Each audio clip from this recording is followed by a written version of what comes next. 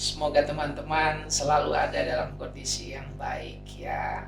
Senang bertemu lagi dalam acara AIS Podcast bersama saya Pendeta Hariman Andre Patianakota.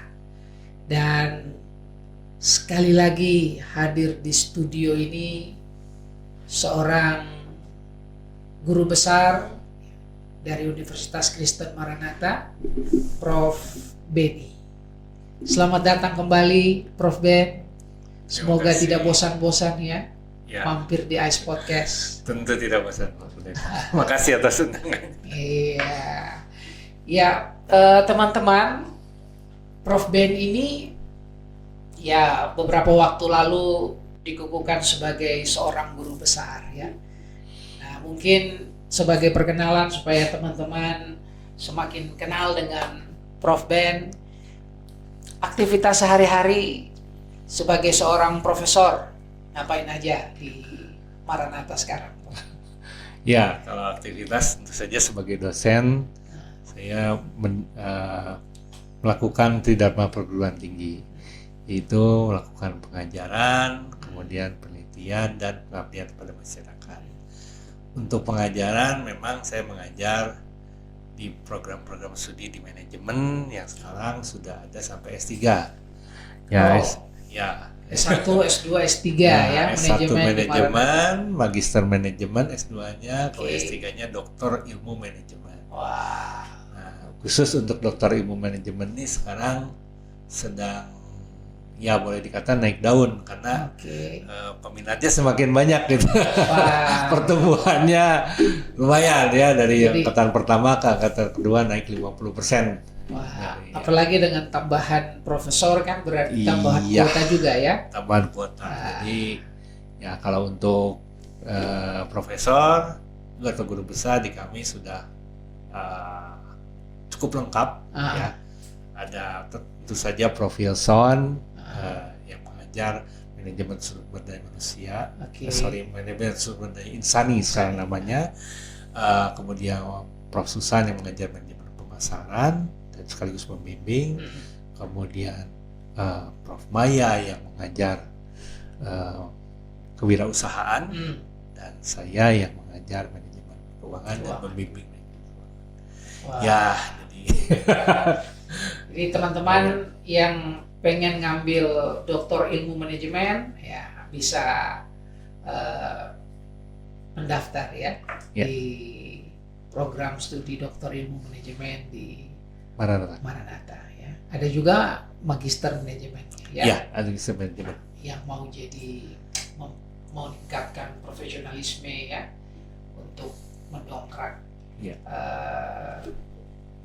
kerja ya di tempat teman-teman barangkali juga bisa ya datang ke program magister manajemen di Maranatha ya. Makasih. Tapi kita nggak ngomong itu cuma sedikit saja memperkenalkan, mungkin ada yang tertarik. Dan sekarang saya mau ajak Prof. Ben ini untuk melihat ya, kita Maranatha ini kan ada di Bandung gitu ya. Sebagai seorang guru besar ya, dan tentu untuk mengaplikasikan ilmu, melihat juga ya bagaimana dinamika perekonomian yang tumbuh ya, keuangan yang ada di kota di mana kita ada gitu ya, di Bandung. Secara umum menurut Prof. Ben sebenarnya kita di Jawa Barat atau khususnya di Bandung, ekonomi kita ini lagi baik-baik saja atau baik sekali atau kurang baik atau seperti apa yang Prof. Ben lihat ya secara makro ataupun secara mikro? Iya, makasih atas pertanyaannya Pak Pendeta. Ini pertanyaan ya gampang dijawab tapi sulit untuk dikemukakan ya. Tapi saya harus berterus terang. Ya, kalau melihat dari realita yang ada saat ini memang banyak terjadi pemutusan hubungan kerja di Bandung ini di banyak perusahaan, terutama di pabrik tekstil ya, industri tekstil. Dan itu jumlahnya ribuan, kalau dijumlahkan bisa puluhan ribu. Yang ada di Bandung Yang saja ada di atau Bandung di Jawa saja. Barat? Yang ada di sekitar Bandung, yang Bandung, mungkin sekitar lebih Bandung, gajah ya. gitu ya. Ya. Kalau Jawa Barat mungkin lebih Lagi ya. Bisa ya ngomongin Bandung aja. Nah, sebetulnya Bandung ini punya banyak sekali potensi. Yang pasti terutama Bandung dikenal sebagai kota pendidikan. Ya, ada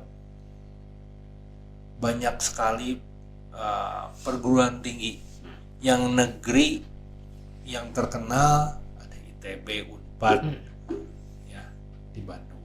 Yang mungkin sebagian sudah pindah Jatinangor. Yang PTS, swasta merata, dan lain-lain, ya perguruan tinggi swastanya. Jadi sebetulnya Bandung ini dikenal sebagai melting potnya atau kawah candra di muka bagi penggemblengan manusia-manusia untuk bisa lebih maju lagi dan menjadi anak bangsa yang terdepan. Ya. Jadi potensi dari pendidikan ini sangat tinggi. Yang kedua, potensi pariwisata. Bandung ini terkenal dengan salah satunya Gunung Tangkuban Perahu. Sampai ke luar negeri, saya pernah kedatangan saudara bawa tamu dari Belanda, pengen melihat Tangkuban Perahu. Belum lagi yang lain-lainnya, ada Kawah Putih, Ciwidey dan sebagainya. Wisata alamnya luar biasa. Belum kulinernya. Tapi bicara tentang wisata alam, mohon maaf, kita ini banyak abai, baik pemerintah daerah, pemerintah kota maupun masyarakatnya. Bandung banyak juga terkenal dengan banjirnya. Ya mungkin ada yang bilang, oh itu bukan banjir, itu bahasa daerah ciruncang.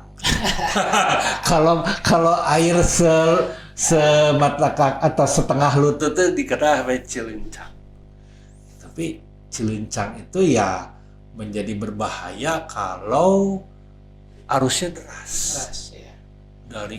Dari daerah yang tinggi, daerah tinggi, ya. Kita kan di dataran tinggi. Bisa terbawa. Jalan jadi sungai. Mengapa? Karena satu, masyarakat masih abai tentang pembuangan sampah yang benar. Solokan penuh sampah. Kedua, nah ini kebijakan yang memberikan keleluasaan untuk pembangunan misalnya di daerah-daerah resapan yang di atas ya harusnya bisa sampai. Itu membuat menjadi banyak sekali, yaitu tadi air yang mengalir deras. Kalau tidak boleh sebut banjir. Yang kedua, yaitu juga jadi masalah keprihatinan, itu premanisme. Ya seringkali beredar video-video orang digetok parkir gitu ya. Orang datang kemudian main bukanlah petugas resmi masalahnya. Betul. Oleh yang dalam tanda kutip preman gitu ya. Mintanya 150.000, 100.000. Wah, itu kan untuk mobil pribadi. Waktu parkir di daerah kulineran di Taman Sari ya. Street. Oh, Sudirman Street. Bukan di Sudirman Street tapi Lengkong sana. Oh, Lengkong. Kita baru mau parkir sini tapi 10.000 ya. Kita belum parkir tapi udah langsung diminta gitu ya. Dan itu bukan resmi. Itu banyak. Ya. Dan lain-lainnya mungkin yang juga menjadi viral baik nasional maupun sampai ke internasional ya, dari Singapura. Teman saya juga nanya, benar kejadian gini di Bandung. Ada, mungkin waktu itu melihat ada seorang perempuan naik mobil malam-malam, kemudian dikejar oleh motor dengan ketok-ketok, orangnya pakai tato, dia kemudian ceritanya berhasil kabur dan kemudian dibekuk sih. Tapi dibekuk kemudian penegakan hukumnya gimana? Karena ngakunya kan, wah ini kesenggol, kemudian kok bawa kesenggol, kok jadi ngejar, kemudian bawa golok.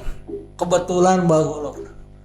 Harusnya kan penegak hukum kan berpikir kalau orang membawa golok malam-malam itu probability-nya atau kemungkinannya dia orang baik atau mau berbuat jahat gimana, apalagi badannya penuh tato misalnya. Nah, hal itu yang kemudian berdampak, Pak. Itu sayangnya waktu Desember kemarin, ini ada beritanya resmi ya, bisa dilihat di Detikcom untuk Kompas.com mungkin atau yang lain juga, bahwa tingkat hunian hotel di Lembang pada saat liburan Natal tahun baru kemarin turun drastis. Yang tadinya biasa penuh, full book, orang banyak membatalkan, gak jadi datang ke Bandung. Ini kan artinya kan di satu sisi terjadi PHK banyak, ya.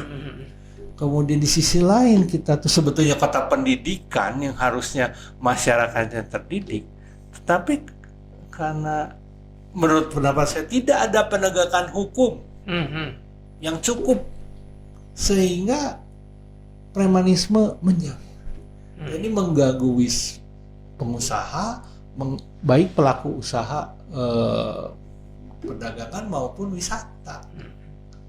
Padahal kan kalau orang datang ke Bandung misalnya berwisata wisata alam atau wisata kuliner kalau mereka disambut dengan baik, mereka nyaman, tukang-tukang parkirnya juga mungkin berlaku yang sopan kalaupun dapat tips itu ya tips yang wajar gitu ya, orang kan kemudian terkesan. Nah ini barangkali teman-teman kita, mudah-mudahan pemerintah daerah juga menonton podcast ini ya, supaya ada upaya yang dilakukan, premanisme bisa ditertibkan gitu ya, karena kalau kita jadi kota yang ramah, pariwisatanya akan berkembang gitu ya, dan itu akan juga mendongkrak pertumbuhan ekonomi ya. Kan kalau dia pesat banget ya, bukan tidak mungkin akan memunculkan mata pencarian baru kan, untuk menyalurkan tadi pemutusan hubungan kerja. Ini kan kalau nggak dikelola kan luar biasa. Pak Ben punya saran misalnya ya bisa untuk Pemda atau juga bisa untuk pihak-pihak terkait ya, supaya kita bisa tumbuh ekonomi ya, Bandung jadi kota yang ramah. Pak Ben punya tawaran-tawaran untuk kita? Ada, Pak. Cuma ini terkait kepada kebijakan pemerintah lagi. Ya, saya membayangkan begini. Kalau saya pergi ke satu kota untuk berwisata, saya tidak akan menghabiskan waktu saya untuk diam di dalam hotel. Ngapain? Kalau kayak gitu di rumah aja Mas, udah lebih nyaman. Betul. Saya ingin pergi melihat suasana kota. Dan biasanya kalau pergi itu enaknya jalan kaki. Ya. Misalnya waktu ya semua orang mungkin pernah lah ke Bali ya. Kalau di Kuta itu mau jalan kaki malam-malam, trotoarnya ada, bersih, penerangannya juga memadai gitu. Nah mohon maaf kalau di Bandung coba aja jalan di daerah Surya Sumantri ini itu tiba-tiba lagi jalan, kalau nggak trotoarnya menyempit hilang, yang tiba-tiba kepentok sama pagar buat tanaman gitu ya. Lah yang penting mana ini orang atau tanaman, sehingga kita harus turun ke aspal. Ya jalan di situ kan berbahaya ya kalau Terus di disabet. Bandung juga trotoarnya saya lihat nggak ramah ya Nggak dengan ramah. disabilitas. Bola-bola gede-gede Ya. yang itu buat apa sih? Saya tidak mau, tapi kemudian ya juga banyak apa ya, tidak rata ya, betul sekali. Untuk disabilitas, jangankan disabilitas, Nah, yang normal aja bisa jadi disabilitas kalau misalnya kesabet itu gara-gara perkara itu. Nah kemudian penerangan juga, penerangan jalannya tidak memadai. Kalau banyak jalan-jalan yang penerangan jalan itu ironisnya diterangi oleh neon sign dari perusahaan rokok. Contoh di Kebon Kawu, kalau kita jalan, kalau nggak ada neon sign dari perusahaan rokok itu gelap. Padahal ya mohon maaf ya, itu sebetulnya kan tugas dari pemerintah ya. Kita bayar Pajak. tarif PLN aja, bayar bulanan itu kan ada sekian persen untuk PJU, penerangan jalan umum. Kemana ya? Nah kemudian belum lagi, nah ini masalah ketertiban. Kalaupun ada trotoar yang cukup baik untuk berjalan, itu kalau hari berganti dari siang ke sore apalagi ke malam sudah terjadi pedagang kaki lima yang menutupi semuanya, sehingga mau jalan pun susah, harus turun lagi ke aspal. Ini kan pemerintah juga harus pikirkan di mana Ya. naruh pedagang kaki lima Ya, gitu ya. kalau mau juga diperlebar ya sudah, ada sebagian buat pedagang kaki lima, oke dipersilakan, tapi untuk orang jalan juga bisa nyaman. Begitu ya, mungkin itu ya, trotoar terutama yang nyaman, penerangan jalan, dan pastinya keamanan ya. Kalau jalan enak terus trotoar apa sinarnya terang tapi kemudian ada jambret ya repot ya, kalau turis rasa nggak aman. Oke. Jadi ini mudah-mudahan bisa didengar ya. Ada bagian kita sebagai masyarakat Kota Bandung ya, untuk menjaga Bandung tetap nyaman gitu ya, jangan Bandung tetap indah, jadi kota pendidikan, jadi kota pariwisata gitu ya. Dan kita juga sangat berharap ini wujud kepedulian kita ya, care kita ya, untuk kota di mana kita ada. Kita membincangkan ini bukan untuk menjatuhkan pemerintah gitu ya, tapi justru mau mendorong supaya pemerintah khususnya di Bandung ya melihat bahwa kota kita ini keren ya, kota pendidikan, kota pariwisata gitu, Kota budaya. kota budaya. Kalau ini dikelola dengan baik ya, hal-hal yang tadi tampak detail praktis ya, tapi sangat penting ya. Menata kota, trotoarnya yang bagus ya, jalanannya, penerangannya bagus ya, bebas dari premanisme gitu ya, maka Bandung akan jadi kota yang nyaman. Kita udah punya Tangkuban Perahu, kita udah punya destinasi wisata yang luar biasa. Ya. Kalau ini semua dikembangkan, masyarakat di Bandung pasti akan lebih sejahtera. Yuk kita dukung, mumpung ini pemerintahan yang baru ya. Nah, itu dia. Ini pemerintahan yang baru, di kotanya baru, kabupatennya baru, provinsinya juga baru. Iya. Kita berharap Jawa Barat, khususnya Bandung dan sekitarnya ini jadi juara. Ya. Ini nggak tahu, mungkin slogannya jadi ganti ya, karena gubernurnya kan juga udah ganti. Itu slogannya. Oke, hatur nuhun Prof Ben sudah mau datang lagi, semoga tidak bosan ya. Kita akan ngobrol-ngobrol di kemudian hari dengan Prof Ben menyoal isu-isu yang aktual seputar ekonomi dan juga pertaliannya dengan politik ya, dengan hukum, dan semoga ini bisa menginspirasi para sahabat sekalian. Sampai jumpa di Ice Podcast selanjutnya. Salam dari kami, Integrity, Care, Excellent. See you guys.